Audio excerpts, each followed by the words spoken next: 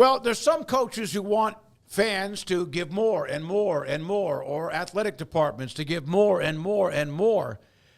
LSU's Brian Kelly, who at times can maybe step on his own you-know-what, or say things that don't make sense, or you don't get him all the time. He still won a hell of a lot of football games, but he's putting his money and his family's money where his mouth is. He and his wife and the Kelly family are going to match up to $1 million when it comes to whatever they raise when it's NIL, up to $1 million. Now, I know that but he makes 7, 8, 9, 10 million. So what, man? Would you do this? Would I do 10,000 right now? So good for Brian Kelly and his family, his wife and Brian Kelly, for putting an extra $1 million. Match it, and you have $2 million into their NIL fund. Yeah, and he's one of the ones that was, kind of complaining, or I don't know, maybe it was a little bit of both, complaining or stating like where they were. Would you call it complaining? Whining. Garrett calls it whining about where they were. So, I mean, the other thing is, if you're complaining about how much money that nobody else is putting in and they're paying you $10 million a year, I think that's one of the things that's going to come back. And look, Mike Gundy experienced it in a big way last week, right? In that, he can say like, well, we don't have the money for NIL, and they're like, well, we have money to pay you $8-9 million a year, so why are you asking everybody else for money but not doing it yourself? Whether they should or not, is up to each coach, but I think it's a good move to do if you can. Yeah, I mean, it's worth the effort to put your money where your mouth is if you're asking others for money. So, yeah, good for Brian Kelly, and I'm sure he's not the only coach that's done this, and I feel like I've seen this story maybe elsewhere before. Maybe not. Maybe he is stepping out on a branch by himself, and if it's successful, then I'm sure others would follow suit. I don't pay as close attention to the NIL part of things and how all that works as just the actual other stuff with the games and transfers and all that. But obviously NIL is very important, and LSU's got to be right there along with their peers, or else they risk falling behind. And he certainly doesn't have a whole lot of leg to stand on if they don't, perform. So he needs the best players to do that, and, good for him, I guess, to spend some of his money helping his team improve. All right, Scott Frost has made an effect already.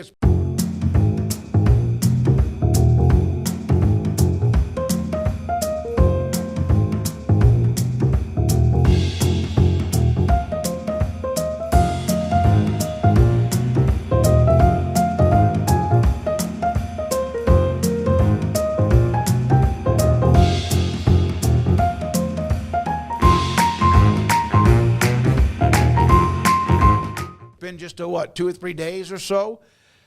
This is from Matt Marshall. UCF season ticket wait list surges now to 2,500 after Frost was hired, coming back for Era 2.0. Gifts are up as well. UCF, a nice little nudge or more, a nice shove in trying to bring even more people to want season tickets at UCF.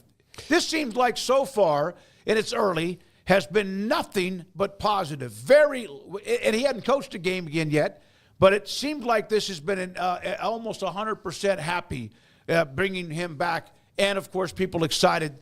And that's what you got to do when you hire a new coach, is you're trying to reinvigorate the fan base too. Well, look, they felt it was the perfect match before. And nothing – if you're a UCF fan, what's changed on your end other than your conference and all that, which is, look, the degree of difficulty is much harder for Scott Frost now. But as far as most UCF fans are concerned, what he did at Nebraska matter? Does it matter at all? No. No, it doesn't. So, yeah, like I'm sure there's a few that are like, well, I mean, he left and went to Nebraska, but most people, well, Nebraska's not here. That wasn't the best fit. So, yeah, I think that he's in a good spot to not have to worry about that. Because if I'm your run of the mill donor, season ticket holder, UCF fan, what happened in Lincoln doesn't matter to me.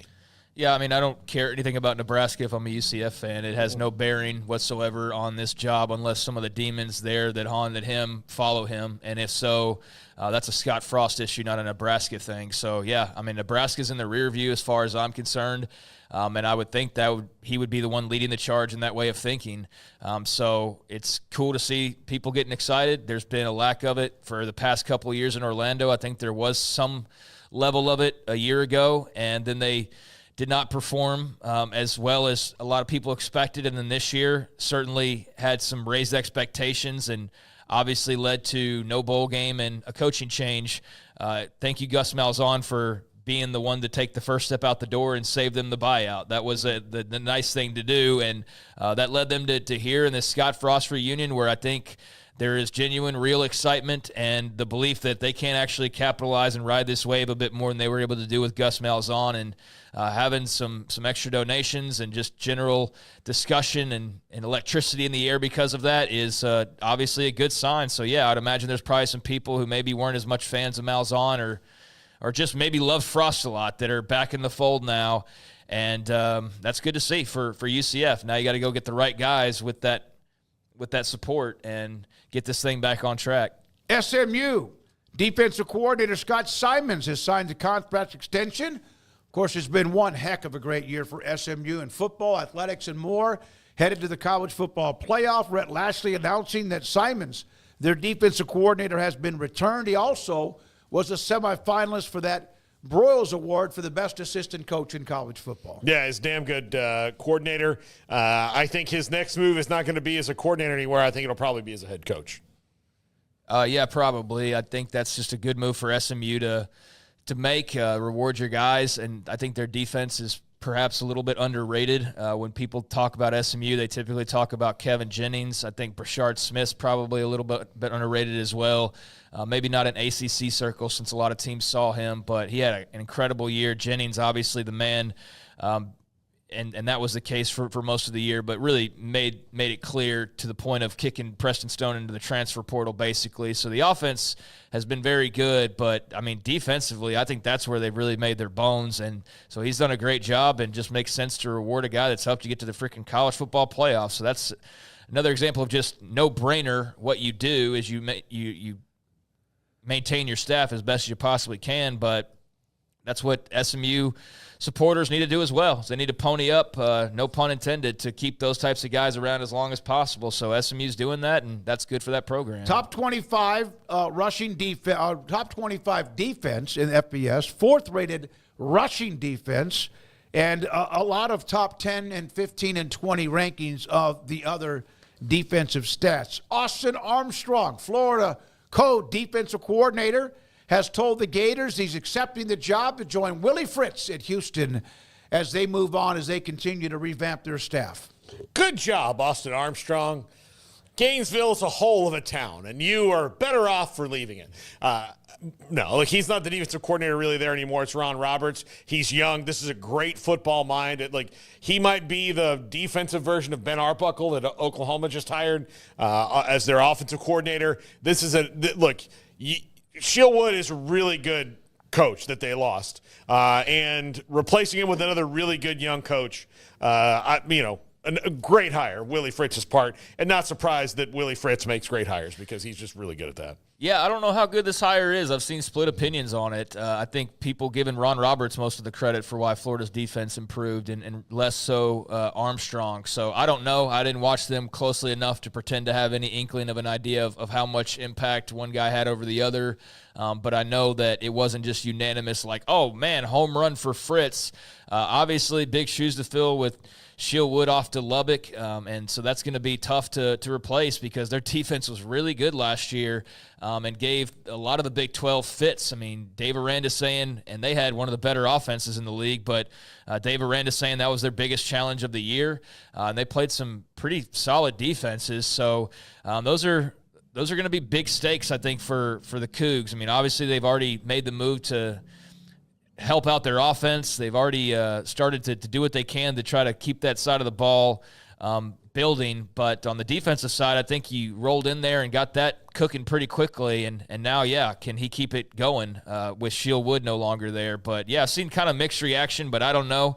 Good to see them get this search done, though, and get him on campus and get him to recruiting and doing the things he needs to do to get them ready for spring. Our buddy Chad Brendel from Bearcat Journal covers Cincinnati.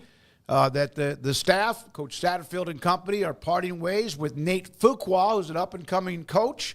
Kerry Combs also, of course, a part of that staff, changing as they try to – and I saw the response to this from some Cincinnati fans was This sounds like the kind of move that a coach who's on the hot seat will make. And we've seen that before. Doesn't mean that you just start firing everybody because of it, but you want to change and shake things up a little bit. And so Fuqua is out on the staff with Scott Satterfield. Yeah, Scott Satterfield, they look like they're on the cusp of maybe turning the corner there, and not surprised to see that they have, moved on from a coach and are trying to shake things up, because he's got to really do something this year, doesn't he? I mean, to justify that, or he's going to be maybe a little bit up against it. I think he's probably going to get fired if he doesn't make a bowl game next year, because there's no thing that he's done. They're not on the cusp of jack. I mean, they got 5 wins with like a month to go and then proceeded to lose out the remainder of the season. So he's on the cusp of getting fired if they don't improve and get 6 wins next year. Brandon Sorsby's back. Corleone's back.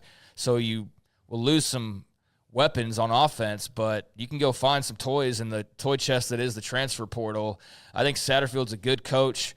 I think just Luke Fickell leaving after such an immense amount of success left a lot of bad taste in Cincy's fans' mouth, and it's been a slow process to get them on board with Satterfield, and then subsequently with the results that they've had in the past couple of seasons. So I don't have big thoughts on this particular hire. I think it's just more tweaking of a staff that happens during the offseason. But, yeah, Satterfield's got to do something next year and be productive and win some games, or else they're probably going to go on a coaching search, because you're just digging yourself deeper. Although, I don't know, maybe he has a buy. Like, there's things like that we don't know about, or that I don't know about off the top of my head. But I think it's pretty clear Scott Satterfield's got to win games next year, like more than 5 games, or else they're going to probably have to start looking around. And Bill Belichick, we'll have Bruce Feldman on today at 4:30. Wrote a lengthy article about Belichick. He will succeed, but don't expect him to be there very long. We'll have Bruce today at 4:30. From Andrew Carter, according to A.D. Bubba Cunningham, that Belichick will continue his regular appearances on the Pat McAfee Show and also the Manning Cast as the head coach at North Carolina. This is brilliant. Saban used to be a part of the McAfee Show. There are some that are regular, some NFL players, pro, whatever. But the more publicity, not that he needs to have people know who he is, but in case you want to see much more of him, that's great visibility on a huge podcast. And then also with what the Manning brothers do late at night on those late night games. What are they on Sunday night? Manning? No, it's Monday night. Monday night football with the Manning Cast and also ESPN. Yeah, I'm not sure. I'm not sure what day he's on with McAfee, but I think that's just it's a pretty smart thing to keep those things up now. Look, Doug Gottlieb took the head coaching job, a basketball job. He's still doing his Fox Sports show to try to get some, more eyes on the program. So don't blame him for it. I don't know if you can do it. Probably also some ego thing for Gottlieb as well. You're not going to surrender your platform and talking when that's something that you've made your bread and butter on. So you get the best of both worlds there to keep doing clearly something you like, but also promote your other job as well. But yeah, it's less a podcast. I mean, it is a podcast, but it's a full-blown television show in the middle of the day on ESPN every single day. So it's a pretty big product, and McAfee's arguably the biggest name in sports media right now outside of, I don't know, Stephen A. Smith and maybe one or two others. I guess you want to throw Peyton Manning in there or guys like that.